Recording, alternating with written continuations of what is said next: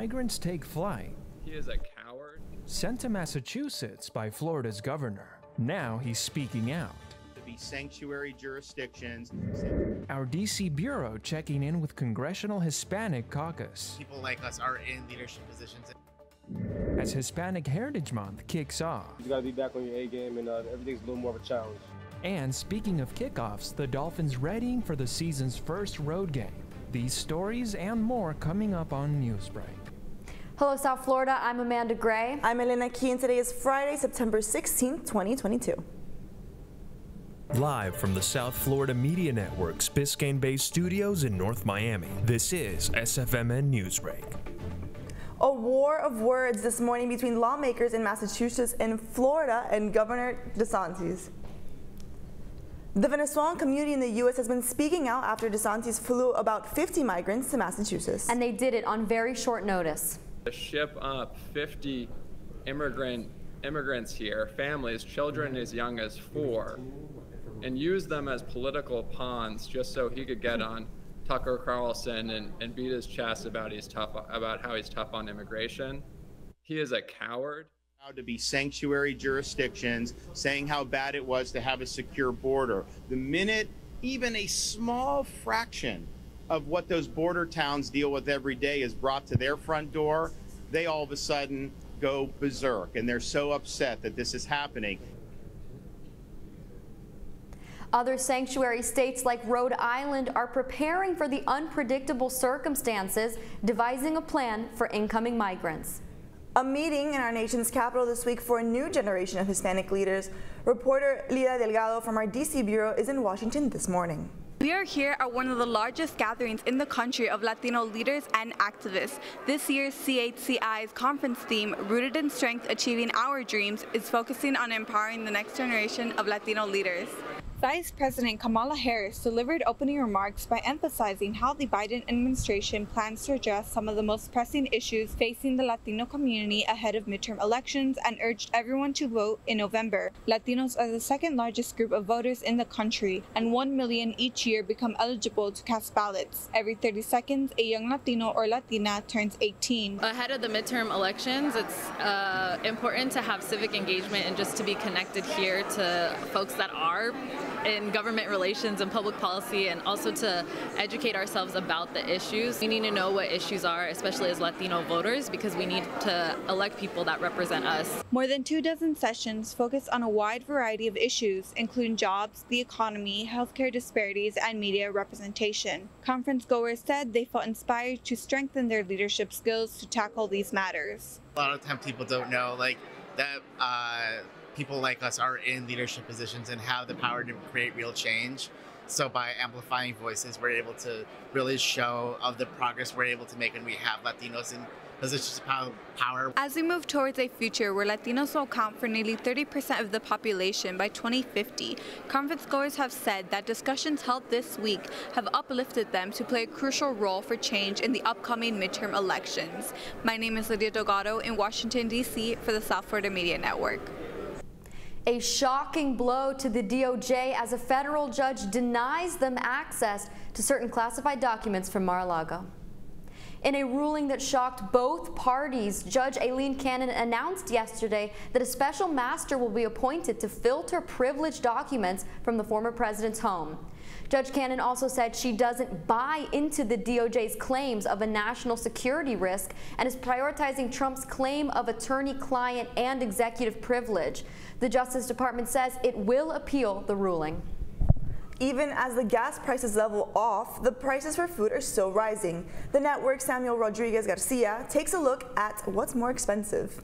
Food prices are soaring at rates not seen since the late 70s. Food prices are up 11.4% on a year-ago basis. That's according to the latest Consumer Price Index released Tuesday by the Bureau of Labor Statistics, which also showed that overall, grocery prices jumped 13.5% over the last year.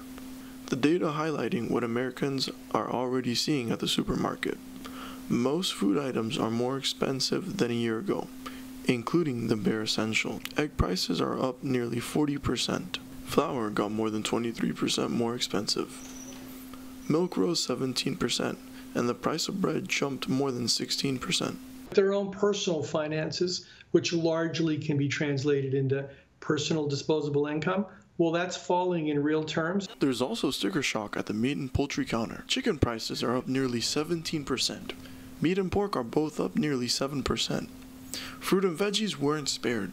Together, they're up more than 9%. Economists say that that's worsening the situation for U.S. families who are already struggling trying to make ends meet. I'll look at my bank statement, figure out what's going on, jot it down, and then sort of go through it and see what I can cut. Author Michelle Singletary says, if you're trying to save on groceries, try skipping out on the credit or debit card. Take cash to the grocery store. Take cash to even fill up your car, because you will find you'll drive less because you're thinking, I just spent $50. That $50 out of your hand. Next time you find yourself going to the grocery store, make sure to take a list and adhere to your budget. And in any way possible, get any BOGOs or deals that you can. This is Samuel Rodriguez reporting for the South Florida Media News Network. Miami Spice gives residents the opportunity to visit high-end restaurants at a low price. The network's Kenya Cardone visited Barbecue and Craft Company, one of the most recent additions to the program. If you're in the mood for some barbecue ribs or some beef brisket, you're in luck, because Barbecue and Craft Company is bringing all of the smoking hot deals for this year's Miami Spice. Come on in. Located on 947 Brickell Avenue, this restaurant prides itself on serving the best barbecue in town. Owner Anthony Nicolosi is a renowned barbecue connoisseur. He tells us that his story didn't happen overnight. Started doing it, understanding it, and fell in love with it. There really is a science behind making that perfect barbecue, and then here it is years later. I just turned my passion into a dream, and it's nice giving the public the best barbecue, especially down here in South Florida. Having grown up in New York, he explains why he felt Miami is the place to be for barbecue cuisine. 6 dry rub wings up. They come out, they want barbecue, bourbon, and beer. And as well as the Spanish females grew up on, you know, lechon asado. So we make that on Saturday night. So we opened up in the heart of Brickell, and it's been fun ever since. Although the star of their menu is their barbecue, the restaurant brings more to the table than just that. So now I'm going to go ahead and try one of their dry rub chicken wings. Let's take a bite. Dip it into this. What is this sauce Alabama again? white sauce. It's good stuff. All right. So Kenya, what do you think of my wings? Definitely amazing. You're not going to want to miss this. The best part, you can indulge in 3-course dining for only $28. Prefer to eat out for dinner instead? Order from the Miami Spice dinner menu and walk out with only a $45 tab. I am very familiar with what Miami Spice does, and I think the prices that you can get here are out of the world. And remember, you can only get a hold of this deal until September 30th. So make sure that you come on down to Barbecue and Craft Company to enjoy a gourmet meal for a great price. In Brickell, I'm Kenya Cardone, South Florida Media Network. Today, a talented young artist is a small step closer to pursuing her big dreams thanks to an iHeartRadio open mic. The network's Lauren Wirtz has more on this golden opportunity. Up-and-coming performers from all around South Florida are showing their talents for a chance to win $1,000.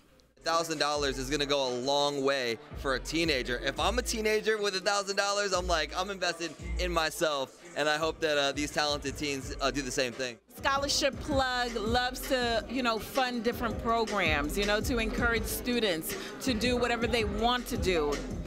The sky is never the limit. I mean, it sounds cliche, but it's true. It transforms lives. So why not continue the legacy and pouring into other students? Because I've always wanted to create a safe space for students, because growing up, there were places I really shouldn't have been at my age, and I hope that Teen Open Mic is something that accomplishes that. A place for them to grow and not fear. It really means a lot to me. $1,000 means to me just one step closer to being able to put out the message that I have and use that as a tool into inspiring other people, empowering other people. It's clear this monthly event brings energy and opportunity to young teens in the community. If you're interested in attending, the next show is the third Thursday of next month, and you can find more information at Teen Open Mic FTL here at iHeart for South Florida Media Network. I'm Lauren Wirtz. The Marlins looking to avoid a sweep before heading out on the road. That's still ahead, and so is the story. I think it's just something about not really hearing the snap count. Fans kind of talking a little bit of smack to you, a little more hostile environment, so you always got to be on your P's and Q's. The Dolphins getting ready to play the Ravens and a quarterback who is a former MVP. Newsbreak will be back in 2 minutes.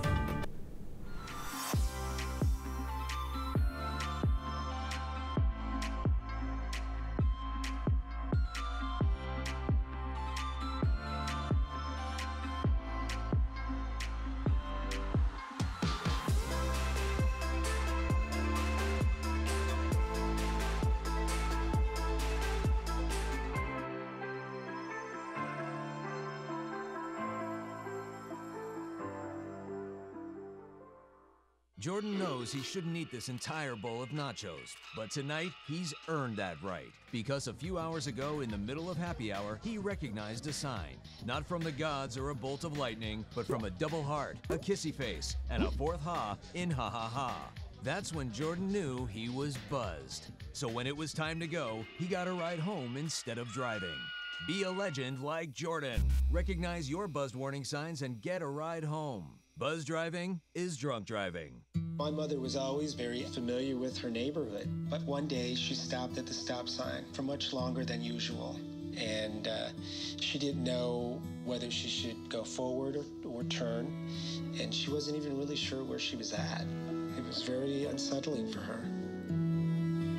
I felt so much better after my son told me, "Mom, I don't want you to worry or be afraid. I'll be there for you, and we'll figure it out." How prepared is your family if a tornado shows up at your doorstep, or a flood, or a hurricane? You can't just turn away a natural disaster. That's why it's important to go to ready.gov/plan now. It has the tools and tips you need to make an emergency plan with your family. So if disaster comes knocking, let's go. You'll be ready to help keep your family safe. It's just a pizza. Yes. Make a plan today.